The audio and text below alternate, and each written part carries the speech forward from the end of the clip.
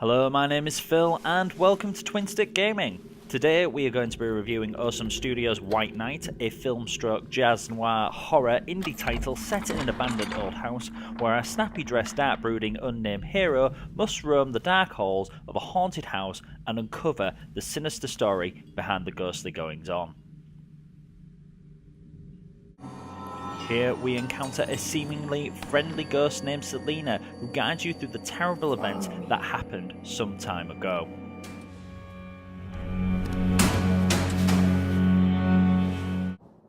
The first noticeable thing about White Knight is the art style. White Knight adopts a comic book approach best associated with Frank Miller's Sin City series, which uses a simple but effective black and white colour palette.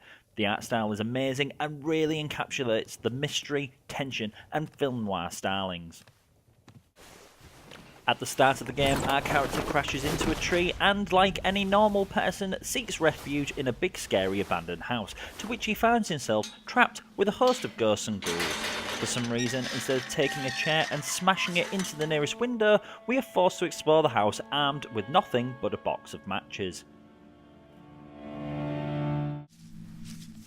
White Knight has much in common with a point-and-click adventure, in where players must interact with various objects and interlock them with other items to solve puzzles and further progress throughout the levels.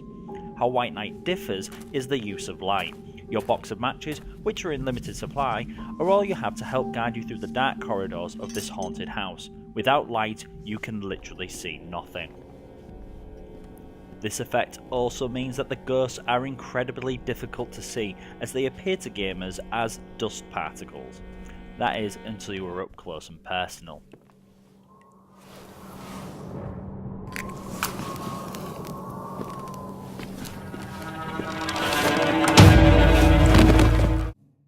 White Knight's use of puzzles are exemplary. Bolstered by its use of light or lack of it, some puzzles can only be solved in the light. And as with any haunted house, light is in short supply.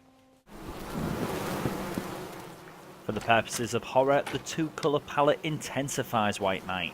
Players will often find it hard to see what is in front of them. Coupled with some choice-placed camera angles, you may often be surprised to find that the room you are investigating may be occupied by something other than yourself.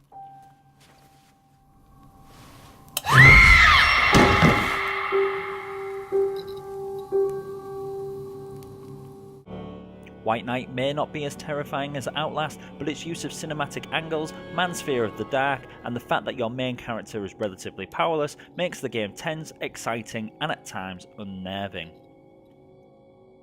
The puzzles and lack of hints mean that gamers will be wandering around aimlessly in the dark, fearing what lies around the corner. The mystery of Selena's death is enriched by all the wonderful collectibles such as photos, diary entries, and newspaper clippings hidden around the house. What White Knight lacks in pure terror, it makes up for with beautiful artwork, mystery, and wonderful narrative. Twinstick Gaming give White Knight an eerie 8 out of 10.